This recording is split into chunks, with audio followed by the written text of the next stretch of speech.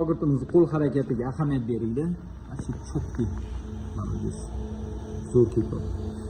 Kimniki zo'r chiqadi hozir? Ustoznikimi yo shogirdnikimi? Baho berish o'zingizlardan bo'ladi. Shogirdimiz ozgina o'zi qisqa vaqt ichiga o'zi normalniy qo'lni keltirib oldi. Hozir qotgan ishi amerikanka deyiladi. Buni faqat ana amerikaliklarning chiroyli shoflarini ko'ramizda bir xilda. O amerikaliklar zo'r qilar ekan deymiz. Endi ahamiyat berasizlar hozir. Qisqa vaqt ichida oppa горячий пирожки. Xo'p. Mana shogirdga ahamiyat beringlar. Yomon emas, yaxshi.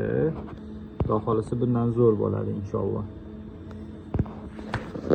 Bu endi ustoz shifuniki bu shogird shifuniki. Shogirdga omad tilab qolinglar. Xudo xolisi yomon emas, bundan zo'r qiladi.